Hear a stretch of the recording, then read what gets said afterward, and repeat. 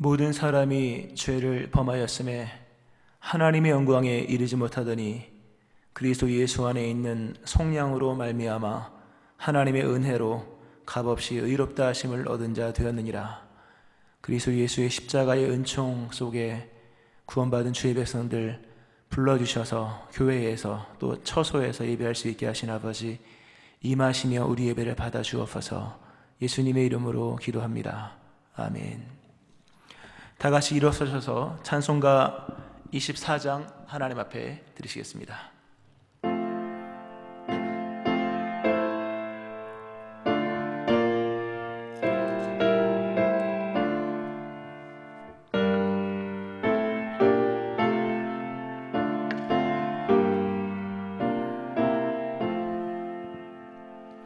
왕 되신 주 다 찬양하여라.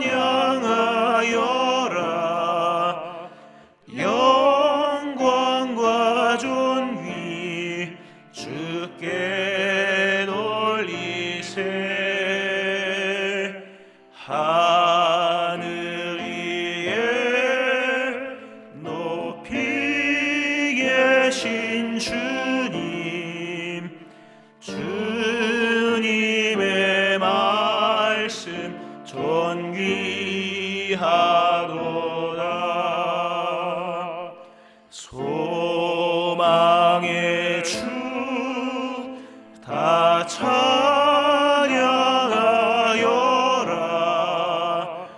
휘장을 벗고 보좌 오르사. 우리 위해 중보 되신 주님, 날마다 은혜 부어주신다. 거룩한 주 다 경배하여라.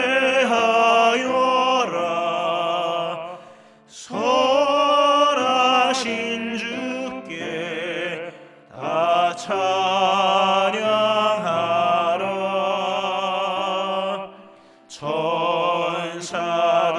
천사들도 다 경배하여라.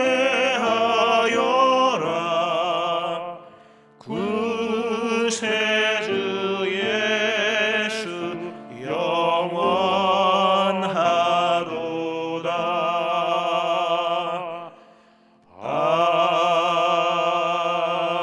아멘.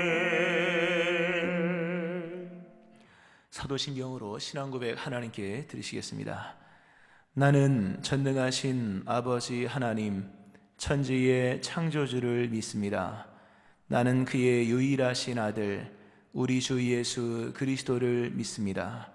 그는 성령으로 잉태되어 동정녀 마리아에게서 나시고 본디오 빌라도에게 고난을 받아 십자가에 못 박혀 죽으시고 장사된 지 사흘 만에 죽은 자 가운데서 다시 살아나셨으며 하늘에 오르시어 전능하신 아버지 하나님 우편에 앉아 계시다가 거기로부터 살아있는 자와 죽은 자를 심판하러 오십니다. 나는 성령을 믿으며 거룩한 공교회와 성도의 교제와 죄를 용서받는 것과 몸의 부활과 영생을 믿습니다. 아멘. 성시교도 126번 사순절 3번 교독문을 교독하시겠습니다.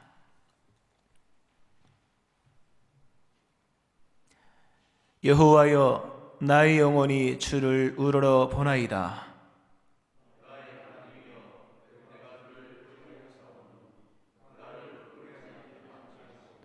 나의 원수들이 나를 이겨 개가를 부르지 못하게 하소서.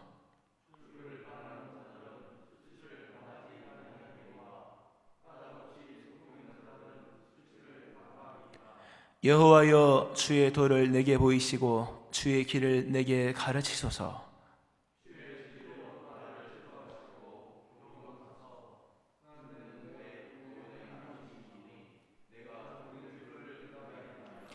여호와여, 주의 궁휼하심과 인자하심이 영원부터 있었사오니 여호와여, 내 젊은 시절의 죄와 허물을 기억하지 마시고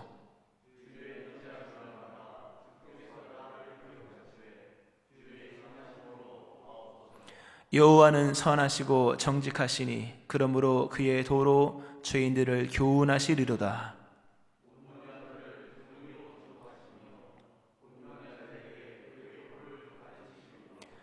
여호와의 모든 길은 그의 언약과 증거를 지키는 자에게 인자와 진리로다. 아멘. 자리에 앉겠습니다. 찬송가 134장 찬송 하나님께 드리시겠습니다.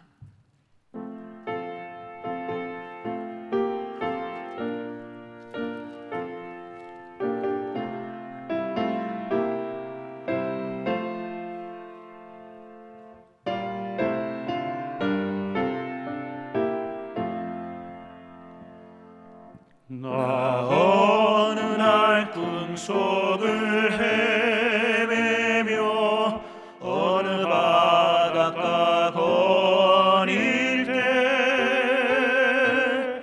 그 갈릴리 오신이 따르는 많은 무리를 보았네. 나 그때에 확실히 맹인이 눈을 뜨는 것 보았네. 그 갈릴리 오시니 능력이 나를 놀라게 하였네. 내가 영원히 사모할 주님, 참 사랑과 은혜 넘쳐 나 배웠고 그로부터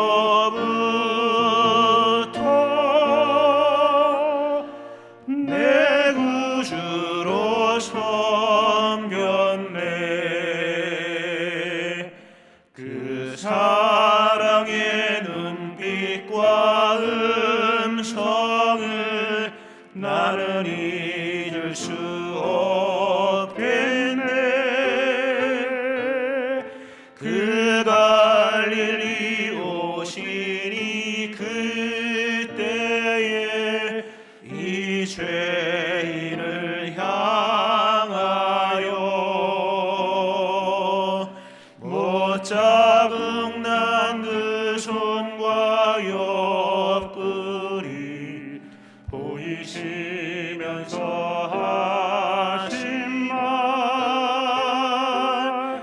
내 지은 죄 사했다 하실 때 나의 죄짐이 풀렸네.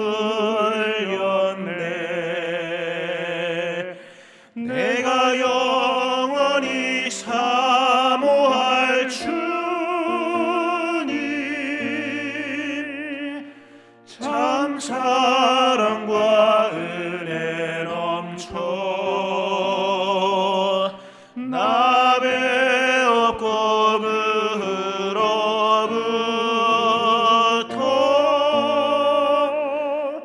내 구주로 섬겼네.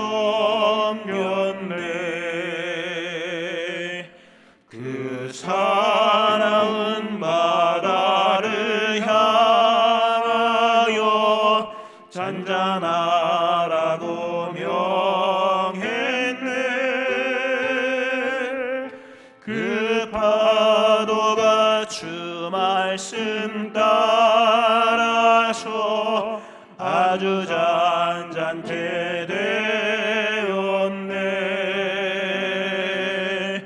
그 잔잔한 바다의 평온함 나의 마음속에 남아서 그 갈릴리 오시니 의지할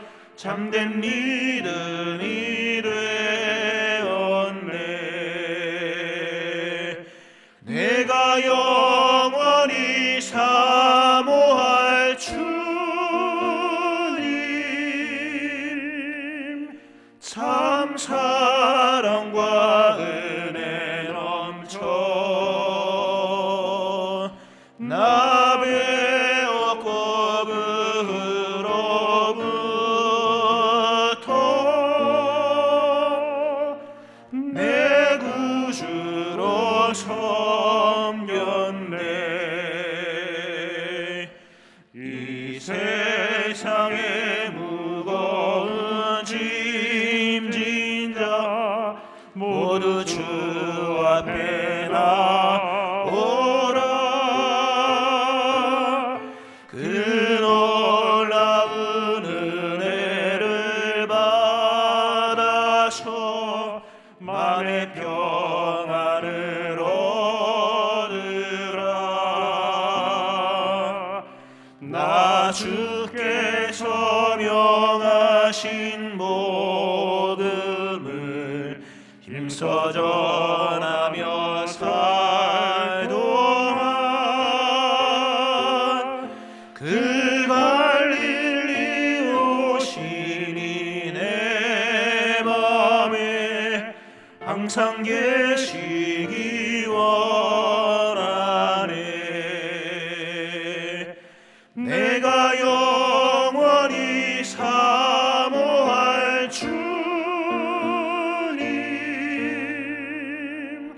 참 사랑과 은혜 넘쳐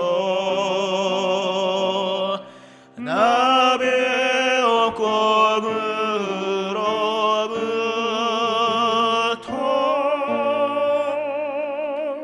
내 구주로 섬겼네. 나승욱 장로님 기도하시겠습니다.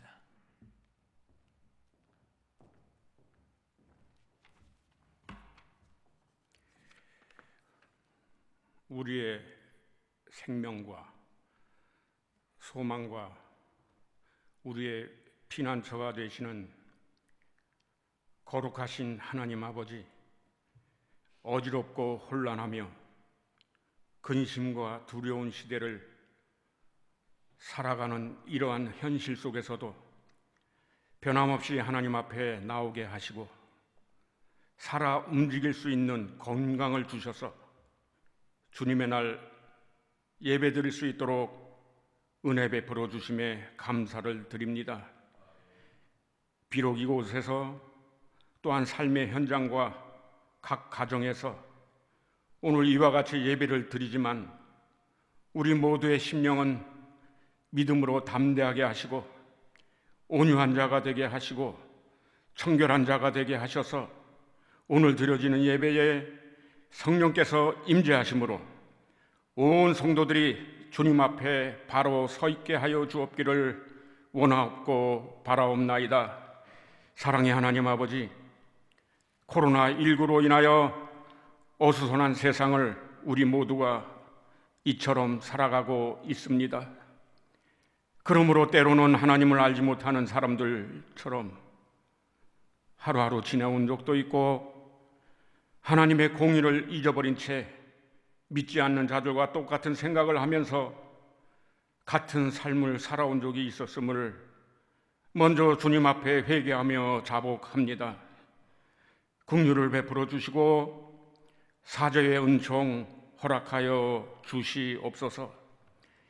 바이러스로 인하여 정치와 경제, 사회 문화가 병들어가고 있고 신음하고 있으며 주님을 사랑하는 교회들마다 모이기를 패하고 있사오니 계속되는 바이러스의 확산을 주님께서 막아주시며 신속한 치료의 방법도 이루어지기만을 간절히 원합니다. 그러므로 우리 모두의 마음속에 주님께서 주시는 진정한 위로가 있게 하시고 이러한 상황과 환경에도 불구하고 그 어떠한 것도 우리들 스스로가 헤쳐나갈 수 없다는 무능함과 연약함을 알게 하셔서 많은 사람들이 다시 한번 깨닫고 거듭나며 하나님께로 올바로 돌아오는 회개의 기회가 될 수 있도록 크신 역사 허락하여 주옵기를 원합니다. 그리하여 우리들의 심령 속에 주님의 참 평안이 가득하게 하시고 서로가 합력하여 선을 이루어내는 크신 은혜가 넘칠 수 있도록 주님이여 인도하여 주시옵소서. 하나님 아버지, 사순절 셋째 주일을 보내고 있습니다. 삶의 현장에서와 가정에서 예배드리고 있는 푸른숲 성산교회 온 성도들, 사순절의 의미를 알게 하소서. 주님의 십자가의 사랑, 주님의 십자가의 은혜를 깊이 묵상하며 마음판에 새기면서 잃어버렸던 주님의 첫사랑을 회복하며 하루하루 살아가는 믿음의 복된 성도들의 모습이 있게 하여 주시옵소서. 하나님 아버지, 이 시간에도 각종 병마로 인하여 고통받으며 생활의 어려움과 어떠한 모양으로 문제를 안고 힘들어하는 성도들도 있습니다. 불쌍히 여겨 주시옵소서. 인간의 힘으로는 방법이 없기에 주님의 따스한 손길만을 기다리는 성도들 위해 오직 주님의 능력으로 치료하여 주셔서 다시 한번 새 힘을 얻어 주님께 감사하며 기뻐하는 주님의 자녀들 다 되게 하여 주옵기를 다시 한번 간절히 원합니다. 푸른숲 성산교회를 복되고 아름답게 세워주심을 감사드립니다. 주님의 인도하심 따라 우리 모두가 새로운 교회가 되게 하시고 새로운 심령이 되게 하셔서 더욱더 든든히 서가게 하시고 주님의 몸된 교회로서 주님의 뜻을 이루어가며 복음이 널리 전파되는 통로가 되게 하심으로 주님의 영광만이 드러나는 아름다운 주님의 전이 되게 하여 주시옵소서. 오늘도 목사님을 통하여 생명의 말씀을 듣습니다. 우리를 향하신 하나님의 뜻을 깨닫게 하시고 메마른 심령들이 겸손함으로 말씀을 받는 은혜 충만의 시간이 되게 하여 주시옵소서. 오늘도 이곳에서 또한 삶의 현장과 성도들의 가정에 주님의 크신 은총이 가득하길 진심으로 원하옵고 예배의 순서마다 주님 함께하여 주시옵소서. 존귀하신 예수님 이름으로 감사기도 올리옵나이다. 아멘.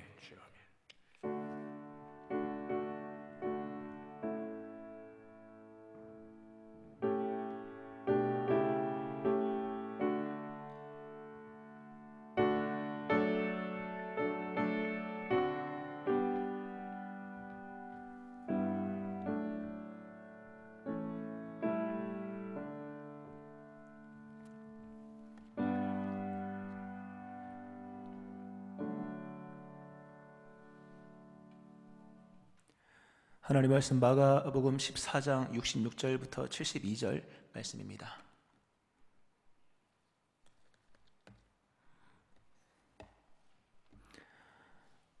마가복음 14장 66절부터 72절 말씀입니다.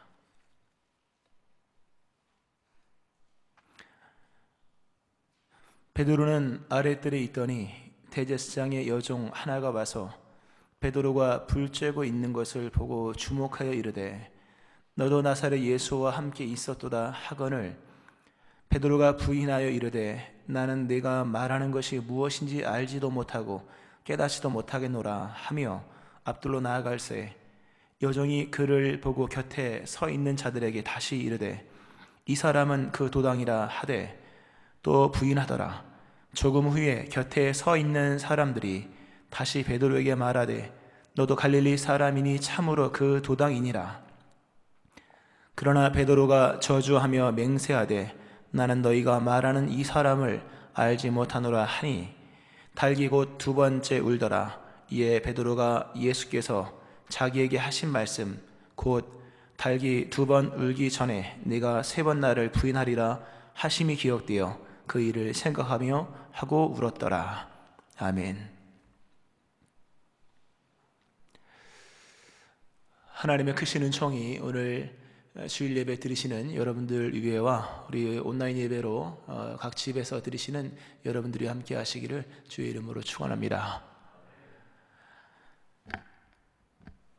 우리 하나님께서 우상을 만들지 말며 그것들에게 절하지 말라라고 십계명에서 말씀하셨습니다. 우상을 만들지 말아야 할 것입니다. 우상이 과연 무엇일까? 여러 가지 우상이 있겠으나 보이는 우상보다 보이지 않는 우상이 더 우리가 경계해야 될 것입니다. 보이는 우상은 우리가 가지고 있지는 않겠죠. 그러나 보이지 않는 우상들, 그 대표적인 것이 바로 자기를 과신하는 것입니다. 자기를 신뢰하는 것입니다. 오늘 본문에 보면 자기를 지나치게 과신하여서 무참히 넘어지고 쓰러진 한 사람이 나옵니다. 베드로입니다. 예수님께서 불과 몇 시간 전에 오늘 밤 너희가 다 울기 전에 나를 3번 부인하리라 말씀하셨습니다. 그리고 기도하라고 하시며 시험에 들지 않게 깨어있어 기도하라 말씀하셨습니다. 그럼에도 제자들은 스스로를 그 말씀을 부인하면서 다른 사람은 다 주를 버릴지라도 나는 주님을 버리지 않겠습니다. 내가 주와 함께 죽을 것입니다 라고 얘기를 합니다. 그들은 그렇게 다짐했으나 스스로를 다짐했고 결심했으나 불과 몇 시간 지나지 않아서 예수님을 다 부인하고 맙니다. 특별히 베드로는 예수님 면전 앞에서 예수님을 3번이나 모른다고 말하고 부인하고 맹세하고 저주하는 일까지 행하게 됩니다. 자신을 과신한다 라고 하는 것, 다짐이 있었습니다. 그러나 은혜가 없었습니다. 결단이 있었습니다. 그러나 권능이 임하지 않았습니다. 명분과 당위성, 주를 따라야 된다는 것을 분명히 알았습니다. 그러나 그것을 감당할 만큼의 신앙 고백이 충만하지 않았습니다. 이로써 자신을 과신했던 베드로는 예수님을 3번 부인하고 맙니다. 그런 베드로를 회복시키시는 예수님의 모습이 바로 본문에 또 이어져 나오는 것을 볼 수가 있습니다. 예수님은 베드로가 3번 부인할 것을 아셨습니다. 그리고 미리 말씀하셨습니다. 이 부분을 우리가 좀 보면서 한번 생각을 해봅니다. 스스로를 과신하고 기도도 하지 않고 또 자신이 결단한 대로 될 줄 알고 있는 베드로에게 예수님께서 네가 오늘 밤 닭이 2번 울기 전에 나를 3번 부인할 것이다 말씀하십니다. 왜 말씀하셨을까? 실상 베드로에게 예수님께서 3번 말씀하지 않으셨어도 베드로는 예수님을 3번 부인했을 겁니다. 다시 말씀드리면 베드로가 예수님을 3번 부인한 그 일에 있어서 예수님이 네가 나를 3번 부인할 것이다 라는 미리 예고하신 말씀은 실상 아무런 도움이 되지 못하는 듯 합니다. 그럼에도 예수님께서 미리 말씀하신 이유가 있습니다. 그것은 단순히 경고가 아니라 또는 거봐 기도하지 않으면 이렇게 된다라고 하는 기도의 필요성을 깨닫게 하시기 위한 하나의 어떤 미리 말씀하신 어떤 예고 같은 말씀이 아니라 분명히 넘어질 것이 너무나도 분명한 그런 베드로에 대한 예수님의 은혜입니다. 참고로 우리가 예수님께서 십자가를 지시면서 달려 십자가상에 올리시고 달리셔서 계신 그 내용, 그것뿐만 아니라 예수님의 십자가상에 끌려가셔서 행하신 모든 그 행동 하나하나, 모습 하나하나는 다 대속적 의미가 있습니다. 대속적 의미가 있고 사랑의 의미가 있습니다. 예수님께서 베드로에게 네가 나를 3번 부인할 것이다 미리 말씀하신 것은 그렇게 행할 베드로를 이미 용서하시기 위한 이미 용서하신 선조치적인 은혜였다. 대속적 은혜의 한 부분이죠. 베드로를 용서하시고 품으시기 위한 하나님의 예수님의 은혜였다는 겁니다. 베드로는 예수님을 3번 부인할 것입니다. 예수님은 그걸 아셨습니다. 그것을 아신 예수님은 이미 베드로에게 용서를 베푸신 것입니다. 네가 나를 3번 부인할 것이다. 그것이 경고가 아닙니다. 실상은 미리 그 일어날 상황에 대한 우리 예수님의 어떤 선행적인 용서입니다. 요한복음 15장 3절에서 예수님께서 베드로의 발을 씻기시면서 그런 말씀을 하십니다. 너희는 내가 일러준 말로 이미 깨끗하여졌다. 참 대단한 말씀입니다. 이미 깨끗하여졌다. 이미 일러준 말로 이미 깨끗하여졌다. 아직 일어나지도 않은 죄입니다. 그런데 미리 말씀하심으로 이후에 일어날 죄에 대해서 미리 깨끗하게 되었다 라는 의미가 포함되어 있는 말씀이죠. 3번 부인할 것을 아셨습니다. 미리 말씀하신 것은 미리 용서하셨다는 것입니다. 이미 선언된 용서. 베드로가 그 말씀을 미리 들었을 때는 부인하죠. 극구 부인합니다. 그러나 나중에 그가 3번 부인하고 난 이후에 예수님의 그 말씀이 떠오릅니다.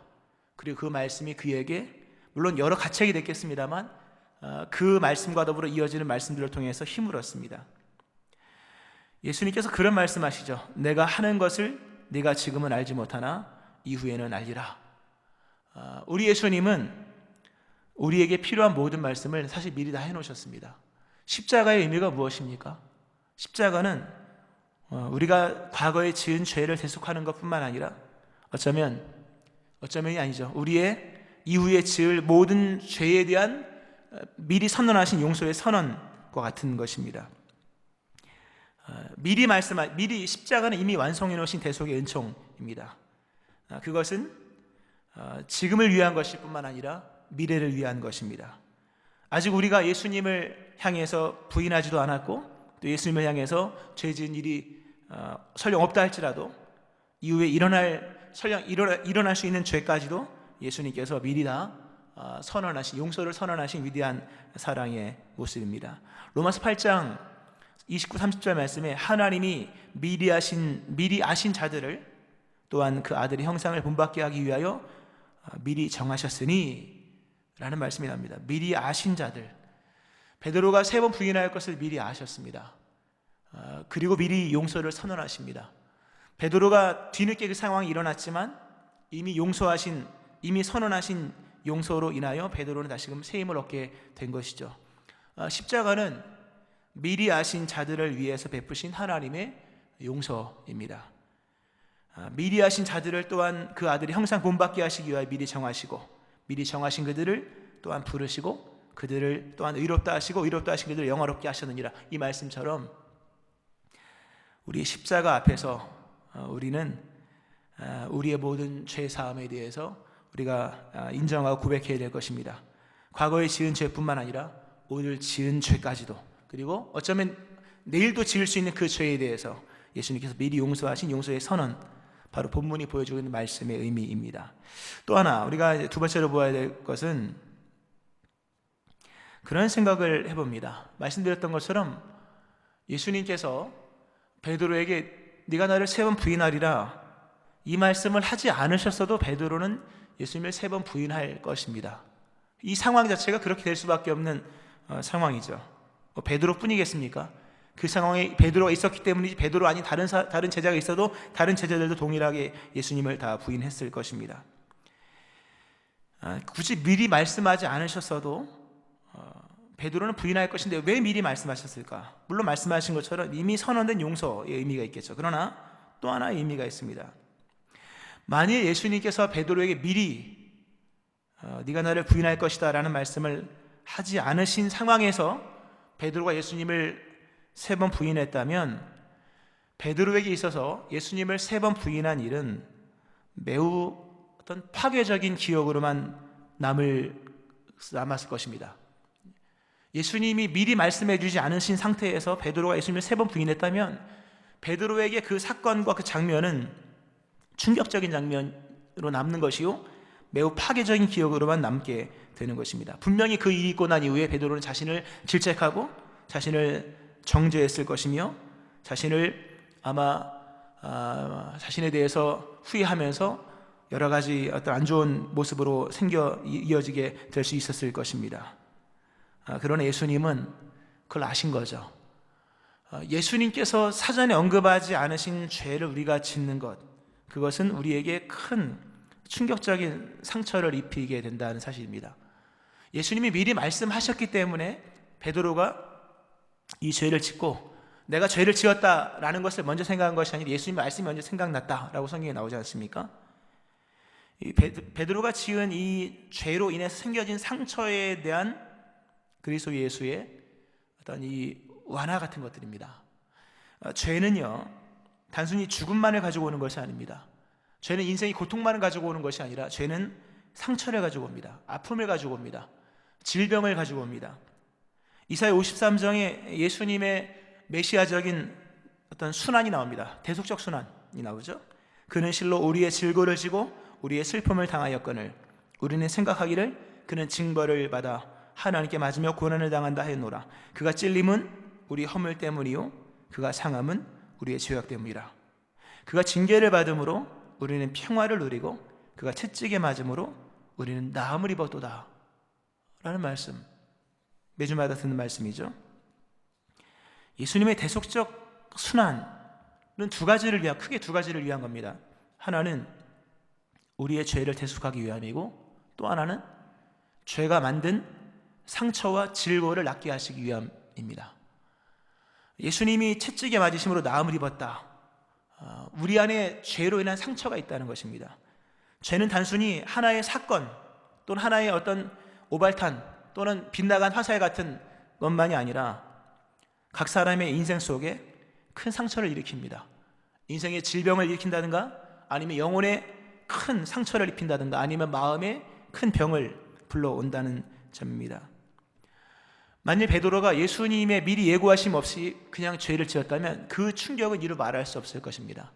예수님은 이미 베드로가 지을 그 죄에 대해서 용서를 선언하실 뿐만 아니라 상처받을 베드로의 마음을 위로하신 것이다 하는 것입니다. 미리 베드로로 하여금 위로받을 수 있도록 그의 마음에 위로를 제시하셨다 하는 점입니다. 그리스도 예수의 십자가는 우리의 죄에 대한 대속일 뿐만 아니라 우리 안에 있는 모든 죄에 대한 상처에 대한 치유입니다. 그리스도 예수 안에서 이 사순절 기간 동안에 우리의 죄에 대한 대속뿐만 아니라 깨끗하게 되고 속량을 근거로 하여 의롭게 하시는 의를 입을 뿐만 아니라 그리스도 예수 안에서 이 우리의 영혼의 상처, 마음의 질병들, 육체의 질고, 인생의 아픔들이 회복되어지는 은혜도 일어나기를 축원합니다. 그것은 이미 우리에게 이미 예고된 것이고 우리에게 보장된 것이기 때문이라는 점입니다. 세 번째로, 오늘 본문 상황 속에서 예수님께서 베드로가 부인할 것을 미리 말씀하신, 그러면서 베드로가 예수님을 세 번 부인한 이 장면을 통해서 볼 세 번째 의미, 예수님께서 베드로에게 네가 닭이 두 번 울기 전에 나를 세 번 부인할 것이다 라고 말씀하셨습니다. 이 말씀을 통해서 베드로를 도와주시는 거죠. 용서하시고, 그리고 이미 치유가 들어간 겁니다. 죄로 인한 상처에 대한 치료가 들어갔다는 거죠. 그런데 좀 더 우리가 생각을 해보면 예수님께서 베드로에게 네가 나를 세 번 부인할 것이다 라는 것을 말씀만 해주지 마시고 베드로가 세 번 부인하지 않도록 도와주셨다면 더 좋았을 것을, 그렇지 않습니까? 그 미리 알고 계셨다는 일이라면 미리 막을 수도 있는 일이 아니었겠습니까?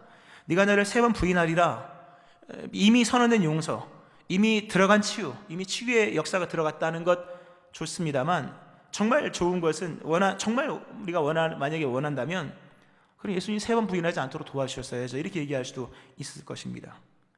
예수님은 베드로가 다 울기 전에 네가 세 번 나를 부인할 것이리라 라는 말씀을 미리 해주셨습니다. 근데 그게 전부였다는 거죠. 더 이상 도와주지 않아요. 물론 그 말씀 자체가 말씀드린 것처럼 엄청난 도움이 들어간 것인 것은 분명하지만요, 예수님은 베드로가 세 번을 부인하는 것을 막아주진 않으셨습니다. 주변 사람들을 좀 걸러주셔서 여종과 묻는 사람들을 제거하신다든가 그렇게 좀 해주셨으면 좋았을 것을 그렇게 하지 아니하시고 단지 네가 나를 세 번 부인하리라 라는 말씀, 그게 전부였습니다. 왜 베드로가 예수님을 부인하는 것을 막아주지 않으셨을까? 너무나 중요한 질문입니다. 왜 하나님은 우리가 죄를 짓는 것을 막아주지 않으실까? 왜 하나님은 우리의 시련을 막지 않으실까? 너무 많은 질문을 하면 좀 모순이 일어날 수 있겠습니다만, 왜 예수님은 베드로가 부인하는 것을 좀 막아주지 않으셨을까? 그것은 베드로의 신앙을 위해서입니다. 예수님은 베드로의 현실을 막아주진 않으셨습니다. 대신에 그 현실을 딛고 일어설 수 있는 말씀을 주셨습니다. 미리 말씀을 주신 거잖아요. 그 말씀 주신 것, 네가 나를 세 번 부인하리라 오늘 밤, 그러나 내가 너희보다 먼저 갈릴리로 갈 것이니 나중에 나에게 와라, 이 말씀까지 연결된 거죠. 그러니까 중요한 건 예수님께서 베드로의 현실을 걸러주신 것이 아니라 현실을 딛고 일어설 수 있는 말씀을 주십니다. 이로써 베드로는요, 믿음이 좋아집니다. 예수님은 베드로의 믿음을 위하여 베드로의 신앙 현실을 그대로 인정해 주십니다. 네가 나를 세 번 부인할 것이다, 나도 인정한다. 너무나 중요한 말씀이에요. 왜냐하면 이것이 베드로의 현실입니다. 믿음은 현실에서 일어나는 일입니다. 현실 속에서 믿음의 승리가 있어야 할 것이고 현실을 거쳐야 하는 것입니다. 현실을 거치지 않는 믿음은 추상입니다. 예수님은 베드로로 하여금 그 현실을 그대로 당하게 하십니다. 좋은 현실을 만들어주지 않으십니다. 현실을 맞닥뜨리게 하십니다. 이 맞닥뜨린 현실을 통해서 베드로는 엄청난 신앙의 깨달음을 얻습니다. 말씀드린 것처럼 기도가 중요하구나. 기도 중요한 거 몰랐죠? 알았죠? 알긴 알았죠? 그러나 겪고 나서 아는 겁니다. 실상 예수님의 용서가 어떤지 알았죠? 그러나 죄를 저보기 전까지는 모르는 것이 실상이요. 바울이 죄가 있는 곳에 은혜가 더 크다. 그다 경험적인 것이죠. 베드로는 이 참담한 현실을 통해서 자신의 신앙의 실체가 무엇인지를 깨닫습니다. 자신의 실존이 무엇인지를 알게 됩니다. 그리고 신앙의 승리라고 하는 것이 나의 현실이 아니라, 나의 신앙의 실체가 아니라 그분의 말씀이 있는 것이다. 나의 무능함과 동시에 말씀의 위대함을 발견하게 되는 것이죠. 이런 부분에서 예수님께서 베드로에게 네가 나를 3번 부인할 것이라는 것을 말씀을 하셨으나 3번 부인할 것을 막아주진 않으셨다는 부분입니다. 현실이 없이는 신앙이 자라지 않습니다. 현실을 거쳐가지 않고서는 신앙의 성장과 성숙은 일어나지 않습니다. 현실을 통과하지 않고서는 말씀의 진리의 진리됨을 깨닫지 못할 것입니다. 로마서 5장 3, 4절 말씀에 이런 말씀이 있습니다. 다만 이뿐 아니라 우리가 환난 중에도 즐거워하나니, 환난은 현실이죠. 가장 가혹한 현실. 환난 중에도 즐거워하나니 이는 환난은 인내를, 인내는 연단을, 연단은 소망을 이루는 줄 알미라. 대단한 말씀입니다. 소망, 믿음, 소망, 사랑, 이게 신앙이잖아요. 소망이 어디서 나옵니까? 연단과 인내, 환난을 통해 생긴다. 통과한 현실을 통해서 일어난다는 겁니다. 통과하지 않은 현실 속에서는 일어나지 않아요. 그건 그냥 다 추상이고 그냥 지식적인 것에 불과합니다. 그러나 연단을 지나고 인내를 지나고 환난을 지내면서 거기서 소망이 꽃이 피고 인내가 꽃이 피고 신앙이 새롭게 열매를 맺게 되는 일들이 일어나게 된다는 말씀이죠. 예수님은 베드로에게 이제껏 경험해 본 적이 없는 그 가혹한 현실을 경험하게 하십니다. 물론 미리 말씀하시고 미리 용서하시고 미리 치유하시면서 그 일을 경험하게 하시죠. 하나님 은혜의 테두리 안에서 경험하게 하시는 것입니다. 이것이 바로 예수님께서 베푸시는 은총의 모습 중에 하나입니다. 그 부자연스럽고 당혹스럽고 거슬리고 부끄러운 상황들을 겪게 하신다고 하는 거죠. 거기서 환난은 인내를, 인내는 연단을, 연단은 소망을 같은 새로운 뜻하지 않은 엄청난 신앙의 결실이 맺어지게 된다는 점이죠. 우리 현실을 봅니다. 우리는 지금 거의 한 달간 교회에 나오지 못하고 있습니다. 한 달이죠. 인터넷 예배 3주고 그리고 첫째 그 전주도 거의 많이 못 나오셨으니까 한 달 정도, 다음 주까지도 아마 인터넷 예배 드리지 않을까 미뤄봤을 때 한 달간 교회 못 왔습니다. 근데 이게 은혜입니다. 은혜입니다. 이거는 모든 상황이 가로막힌 것은 아니죠. 인터넷 예배를 드리니까. 그러나 과거에 마음껏 출입할 수 있는 상황에 비교해 볼 때 지금의 상황은 마치 하나님의 부재 상황을 경험하는 시간과 같은 것입니다. 은혜 중에 은혜입니다. 하나님께서 우리에게 주신 근래에 주신 최고의 복 가운데 하나는 한 달간 우리를 교회 못 오게 하신 일입니다. 왜냐하면 왠지 좀 설명을 하겠습니다. 하나님의 강력한 임재가 뭡니까? 나타나도록 보이도록 임하시는 거예요. 그냥 잠깐 은밀하게 왔다 가는 임재가 아닙니다. 물론 그것도 임재죠.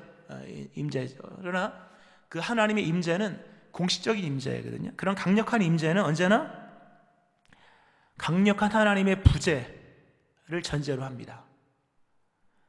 하나님의 임재는 역설적이게도 하나님의 부재를 전제합니다. 하나님의 안 계심, 그 사건이 있고 난 이후에 하나님의 계심이 나타난다는 점이죠. 하나님의 거룩한 임재는 하나님에 대해서 목말라 정말 간절하게 하나님만을 사모하는 그런 하나님의 부재의 상황 속에서 일어납니다. 여러분, 성령의 강림을 보면서 예수님께서 참 이해할 수 없는 말씀을 하십니다. 내가 너희에게 실상을 말하노니 내가 떠나가는 것이 너희에게 유익이라. 내가 떠나가지 아니하면 보혜사가 너희에게 오시지 아니할 것이요 가면 내가 그를 너희에게 보내리라. 요한복음 16장 7절의 말씀이죠. 예수님의 떠나가심, 승천하심이죠. 지상에 더 이상 육체의 모습으로 계시지 않는 예수님의 부재, 물론 함께 하시겠다고 하셨지만 떠나가심인 성령님의 임재를 위한 것입니다. 성령님의 임재는 예수님의 부재를 전제합니다. 또 다른 보혜사의 등장은 기존의 보혜사의 승천을 전제한다고 하는 거죠. 이 신비입니다. 하나님의 강력한 임재, 그것은 하나님의 철저한 부재 가운데서 일어난다는 것입니다. 참 큰 은혜입니다. 예수님이 베드로를 3번 부인하게 하십니다. 3번 부인하게 하심으로 베드로는 다시는 예수님을 부인하지 않습니다. 다시는 부인하지 않는 그 믿음의 견고함은 역설적이게도 베드로가 예수님을 3번 부인하게 하신 그 은총의 사건 속에서 일어났다고 하는 것이죠. 호렙산의 엘리야를 우리는 보아야 할 것입니다. 엘리야가 받은 최고의 복이 무엇일까? 하늘에서 불 떨어뜨리는 것일까? 아니면 3년의 흉년을 또는 비를 내리게 한 것일까? 물론 다 귀한 선물이죠. 그러나 하나님께서 엘리야에게 주신 최고의 선물은 그로 하여금 하나님의 경험, 하나님의 부재를 경험하게 하신 일이었다 하는 것입니다. 엘리야가 대단한 사람이죠. 혜성처럼 등장해서 신앙의 세계를 평정하죠. 영적 세계를 사로잡습니다. 많은 승리를 거둡니다. 하나님께서 더 큰 일을 위하여 또 그에게 회복을 주시기 위하여 행하신 것이 뭡니까? 호렙산으로 부르시죠. 호렙산에서 불러서 그에게 하나님의 임재를 경험하게 합니다. 우리가 잘 아는 말씀이죠. 열왕기상 19장에 나오는 말씀이죠. 크고 강한 바람이 지나갑니다. 바람이 얼마나 강한지 산을 가르고 바위를 부숩니다. 엘리야가 생각하기를 하나님이 임하시는구나. 말씀드렸죠. 지하철 들어올 때 바람 몰고 온다고. 하나님의 임재는 하나님의 전조 현상을 몰고 오기에 바람이 이 정도의 바람이면 크신 하나님이 임하시는 거구나. 그러나 하나님이 거기 임하지 않으십니다. 빗나가게 하시죠. 바람 이후에 지진이 일어납니다. 말씀드렸죠. 무거운 게 떨어지면 지진 흔들림이 생긴다. 하나님의 이 땅의 임재, 큰 지진을 동반하죠. 그래서 지진이 일어남으로 하나님이 계신 줄을, 임하신 줄 알았으나 지진 후에도 여호와께서 계시지 않았다 나옵니다. 성경에. 지진이 지나가고 불이 일어납니다. 하나님의 소멸하시는 그 상징으로서 불이 임하죠. 그러나 불이 임했으나 거기도 여호와께서 계시지 않았다. 굉장한 얘기입니다. 열왕기상 19장을 보면 여호와께서 계시지 아니하며 하나님의 부재, 이게 3번 나옵니다. 바람이 있으나 여호와께서 그 바람 가운데 계시지 않았다. 바람 가운데 지진이 있었으나 지진 가운데도 여호와께서 계시지 않았다. 지진 후에 불이 있었으나 불 가운데도 여호와께서 계시지 않았다. 여호와께서 계시지 않았다. 부재입니다. 하나님의 부재 3번이나 일어나요. 이건 철저한 부재. 철저한 부재가 있고 난 이후에 하나님이 새로운 모습으로 엘리야에게 임하십니다. 세미한 음성으로. 엘리야가 받은 최고의 복은 하나님의 부재를 경험하는 일입니다. 그 부재 뒤에 다시 달려갈 수 있고 다시 행할 수 있는, 다시 행해야 될 새로운 소명이 하나님 임재와 더불어서 그에게 주어졌다는 것. 헨리 나우엔 유명하죠. 작곡하셨습니다만 그 그리스도 예수의 세일행하심, 속죄와 치유하심에 대한 얘기를 하면서 그런 말을 했습니다. 잊혀진 것, 기억나지 않는 것은 치유가 불가능하다. 잊혀진 것, 기억나지 않는 것은 치유가 불가능하다. 더 나아가 이런 말을 합니다. 잊혀진 것은 치유받을 수 없고 치유받을 수 없는 것은 더 큰 악의 원인이 된다. 잊혀진 것은, 기억나지 않는 것은 고침받을 수 없습니다. 우리는 단 한 번도 예배에 대해서 심각하게 생각해 본 적이 없습니다. 그런 거로 그것이 우리에게 치유가 되지 않았던 겁니다. 우리는 주일에 대해서 분명히 안식일을 기억하여 거룩히 지키라. 기억하여. 우리는 한 번도 그 부분에 대해서 기억하지 않았습니다. 그런 거로 안식일이, 주일이 우리에게 유익이 아니라 불이익이 될 수도 있었다고 하는 겁니다. 기억나지 않는 것, 잊혀진 것은 치유가 불가능하며 잊혀진 것은 치유받을 수 없고 치유받을 수 없는 것은 더 큰 악의 원인이 된다. 만약 우리가 이렇게 동일한 모습으로 계속 매번 예배를 드렸다면 우리 예배는 어쩌면 이사야 시대의 예배 같았을 수도 있었을 것입니다. 그것은 우리에게 복이 아니라 더 큰 악의 원인이 될 수도 있었다는 점이죠. 하나님은 지금 우리로 하여금 잊고 있었던 현실을 기억하게 하십니다. 한 달을 교회를 못 왔습니다. 그런 거로 교회 생각이 많이 날 겁니다. 한 달을 예배를 성전에 와서 못 드렸습니다. 그런 거로 우리의 이성 안에, 우리의 생각 안에 교회 가고 싶은 마음이 아마 가득할 겁니다. 전화가 와요. 교회 가도 되느냐? 오지 마세요 그럽니다. 오지 마세요. 오지 말아야 됩니다. 지금은 때가 되면 오게 하실 겁니다. 하나님이. 지금까지 잊고 있었던 예배에 대한 것들, 주일에 대한 것들, 한 번도 기억하지 않았던 것들, 그런 거로 한 번도 재기능을 하지 못했던 우리 안의 예배, 그런 거로 한 번도 소중해 본 적이 없는 그런 주일, 교회, 공동체, 성도의 교제, 무엇보다 같이 모여 하나님을 예배하는 예배, 하나님 앞에서 잃어버린 진지함들 다시금 기억하게 하시는 것입니다. 사태로는 코로나 사태이고 여러 사회의 양상을 일으키지만 우리가 우리 안에 말씀하시는 주의 음성을 들어야 될 것입니다. 오늘 밤 닭이 2번 울기 전에 네가 나를 3번 부인하리라 하심, 그 말씀이 비로소 떠올랐을 때 베드로가 새롭게 되어지는 것처럼 오늘 하나님께서 우리로 하여금 기억나지 않는 것을 기억나게 하시고 잊어버린 것들을 다시금 생각나게 하심은 우리로 새롭게 하시기 위한 하나님의 은총이라는 점입니다. 말씀을 좀 정리하면서 기억하지 않고 생각하지 않고 떠오르지 않은 상태로 드렸던 수많은 예배와 수많은 주일과 수많은 예배 생활 속에 우리 안에 하나님보다 높아진 생각들, 하나님을 반대하는 견고한 진들 같은 것들이 있었을 것입니다. 이제 하나님께서, 예수님께서 생각나게 하십니다. 참 큰 은혜입니다. 정말 큰 은혜입니다. 예수님이 한 사람을 회복할 때 하시는 방법이 뭐냐면 잊었던 기억을 떠올리게 하는 거거든요. 잊었던 기억을 떠올리게 합니다. 한 사람을 회복시킬 때 잊었던 죄악을 소환하십니다. 십자가 앞에 서게 하십니다. 그리고 철저하게 회개하게 하시고 주의 도우심을 간구하게 하십니다. 이 사순절 기간 동안에 아마 많은 것이 떠오를 겁니다. 수십 년 전에 지었던 죄가 오늘의 새 생각이 나고, 젊었을 때 지은 죄가 나이 들어 생각이 나고, 생각해 본 적도 없는 죄가 불쑥 떠오르기도 하고, 잊었던 사람이 기억나기도 하고, 늘 곁에 있었던 아내와 남편 맨날 보니까 생각도 없잖아요. 그러나 다시금 생각나게 하는 이런 일들 다 하나님이 회복시키시기 위한 하나님의 은총입니다. 우리 하나님께서 우리에게 많은 것을 떠올리게 하십니다. 사순절 기간 동안에 십자가를 묵상하면서 우리의 죄와 허물과 그 옛날에 우리 악행들까지 떠올리게 하실 겁니다. 그러나 알아야 될 것은 미리 이미 용서가 시작되었습니다. 이미 치유가 벌써 들어왔습니다. 그리고 이미 새롭게 행하시기 위한 하나님의 역사가 펼쳐지게 되었다는 점입니다. 그것이 예배에 대한 생각이든 아니면 그것이 우리의 지난날의 죄악이든 우리 예수님께서 오늘 우리에게 떠올리게 하시는 모든 것은 다 우리를 새롭게 하시기 위한 것입니다.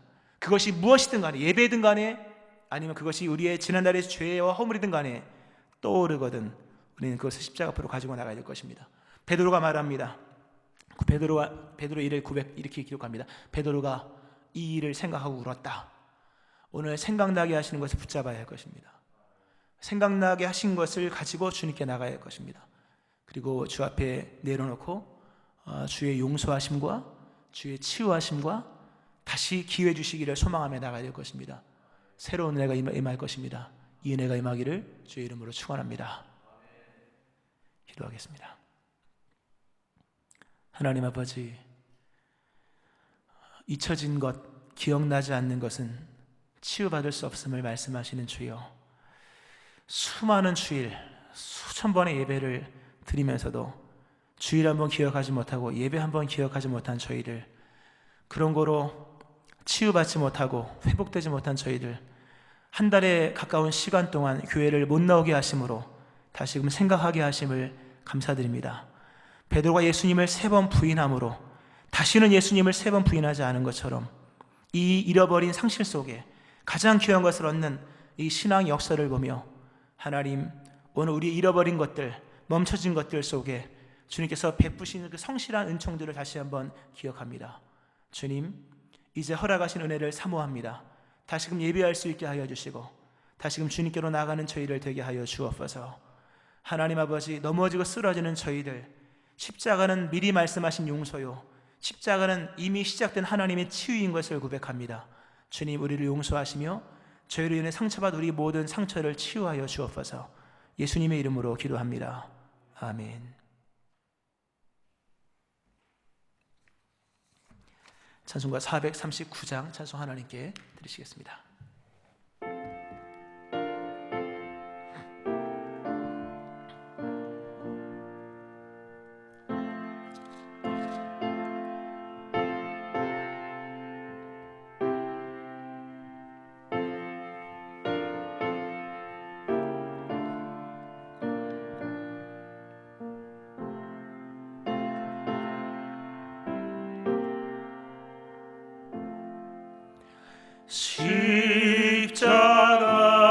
십자가로 가까이 나를 이끄시고 거기 흘린 보혈로 정케하옵소서. 십자가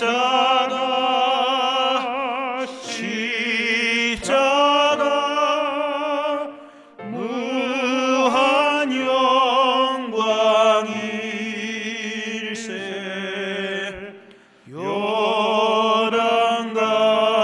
요단강을 건너는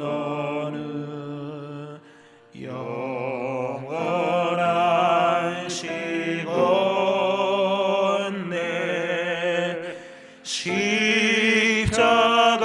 십자가에 가까이 내가 떨고 섰네. 거기 있는 새벽별 내게 비추시네. 십자가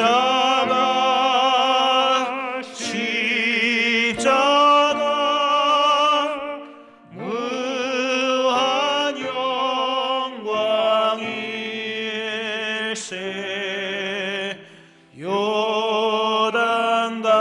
요단강을 건너는 영원한 시건네. 십자가로 가까이 가게 하시옵고 몸소 받은 고생도 알게 하옵소서. 십자가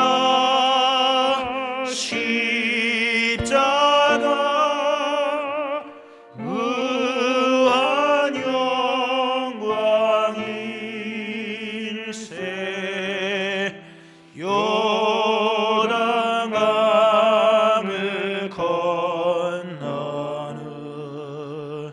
영원한 시건네.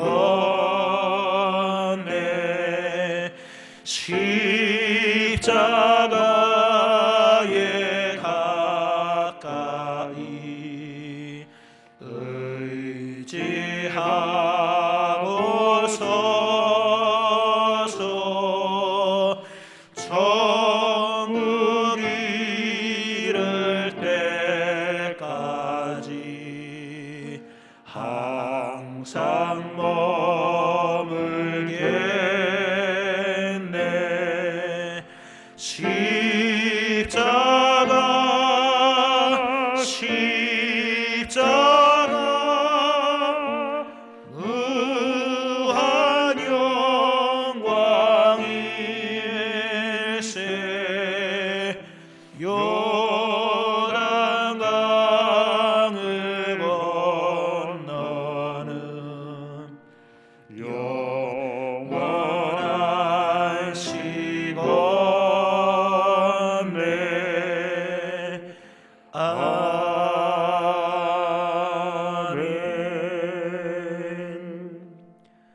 드린 예물 위하여 기도하겠습니다.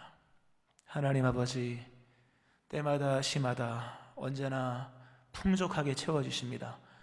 은혜를 알지 못할 때도 은혜를 베푸시며 우리가 성실하지 않을 때에도 성실한 자의 양식을 주시는 주의 은혜를 찬송합니다. 하나님 아버지, 우리의 삶을 보호하시며 이토록 인도하신 주께 그 하나님 행하신 선하심을 고백하면서 예물 드리오니 예물을 받아 주옵소서. 귀한 것이 쓰여지게 도와주시고 교회를 세우고 선교의 지경 열어가는 예물 되게 하여 주옵소서. 하나님, 예물 드린 심령들을 기억하여 주셔서 복되게 하시고 필요한 것들을 채우셔서 영이 충만하고 육신이 강건하며 마음이 평강 있게 하시고 가정이 화목하게 하시며 하나님, 모든 푸른 풀밭과 쉴만한 물가를 허락하시고 어려운 경기 가운데에도 하나님의 풍성한 물질의 은총 또한 허락하여 주옵소서. 축복하며 예수님 이름으로 기도합니다. 아멘. 교회 소식을 전해드리겠습니다. 2020년 교회표 같이 한번 읽겠습니다. 시작. 새로운 교회, 새로운 심령. 예배 회복, 말씀 묵상, 매일 온라인 예배 참여, 신실한 기도 생활 하시기 바랍니다. 사순절 계속되고 있습니다. 예수 그리스도를 깊이 생각하는 절기 되시기 바랍니다.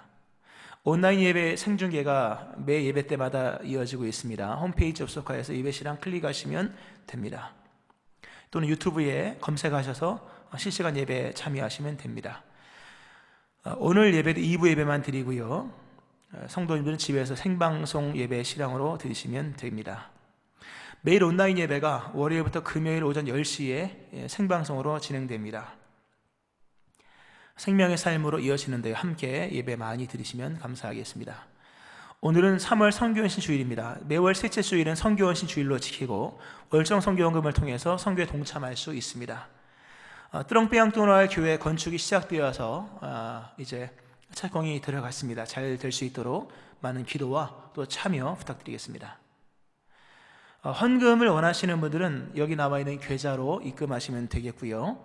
그리고 헌금하시고 난 이후에 헌금 내역 11조 감사 월정 헌금 등등을 재정부로 보내주시면 헌금 내역 구분에 도움이 될 수 있으니까요. 꼭 참고하시기 바랍니다. 10편 필사 참여하시고 큐티하는 교회, 큐티하는 성도, 이때 큐티를 해야겠죠. 많은 분들의 큐티가 있기를 바라고, 집에서 큐티를 하는데 큐티를 어떻게 해야 될지 이렇게 큐티합니다. 큐티를 어떻게 하는지를 만들고 있습니다. 그래서 내일이면 아마 올라갈 겁니다. 주변에 올라간 걸로 되어 있지만 우리 유성준 전사님이 만듭니다. 빨리 만들어서 오늘 올릴 수 있도록. 그래서 홈페이지 열어보시면 PC 버전은 사진이 있는데 클릭하시면, 사진이 있었던 부분을 클릭하시면 이 장면이 나올 것이고, 휴대폰 버전은 코로나19 그 부분에 이것을 링크 시켜 놓을 테니까요. 그거 들어가시면 큐티를 어떻게 해야 되는지를 볼 수 있을 겁니다. 참고하시면 큐티를 통해서 주님 만나는 은혜가 더 클 것입니다. 교육부 예배는 당분간 쉬고요. 대신에 우리 교육부 담당 교육자들이 설교를 다 영상으로 보내주고 있으니까요. 우리 부용들과 우리 아이들 함께 설교를 들으면서 예배를 드리면 감사하겠습니다. 교회 못 오신 지 한 달 가까이 됐는데요. 많은 변화가 일어나고 있습니다. 교회 공간을 재배치하고 있습니다. 사무실을 예전에 부목사님실로 이전했고요. 그리고 교역자, 우리 부목사님 전사님들을 그 옛날 사무실 자리에 다 이렇게 한 곳으로 이전했습니다. 그리고 성가대실, 지금 우리 어린이부실과 함께 쓰고 있는 성가대실을 4층 식당으로 옮기는 작업을 하고 있습니다. 아마 기대해도 좋을 것입니다. 이런 변화를 하고 있으니까요. 잘 될 수 있도록 함께 기도 부탁드리겠습니다. 전국 남신도, 기장 전국 남신도에서 본 교회로 마스크 120개와 손 소독제 30개를 기증했습니다. 감사드립니다. 평일 교회 출입, 예방 수칙을 준수하여 교회에 출입하시면 되겠고, 예배는 인터넷으로 드리시면 되겠습니다. 나머지 참고하시기 바랍니다. 우리 서로 인사하시겠습니다. 잘 되고 있습니다. 믿음으로 삽시다.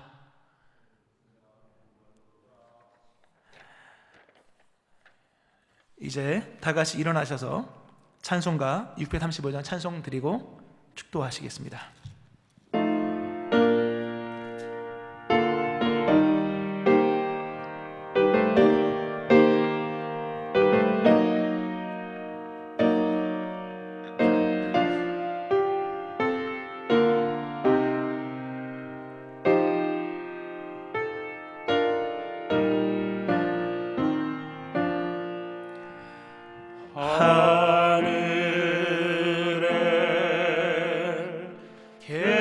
크신 아버지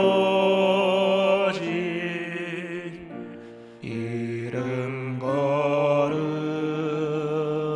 거룩하사 주님 나라 임하시고 뜻이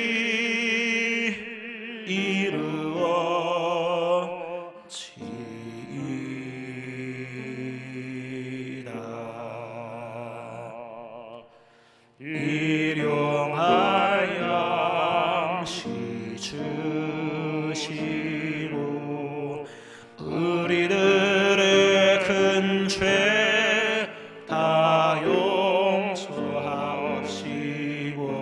또 시험에 들게 마시고 악에서 구원하소서.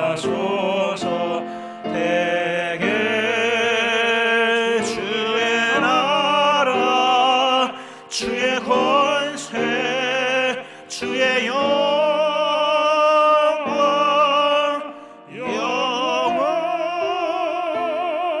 영원히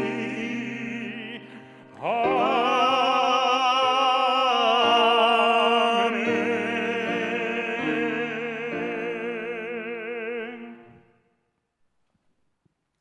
화면 바꿔주세요.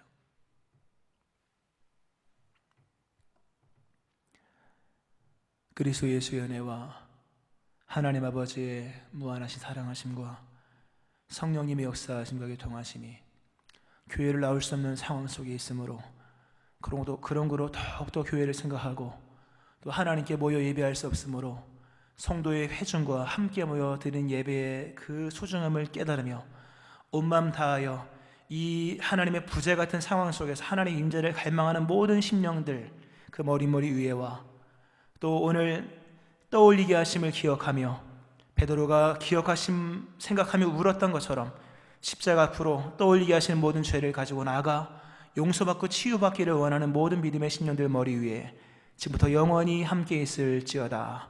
아멘.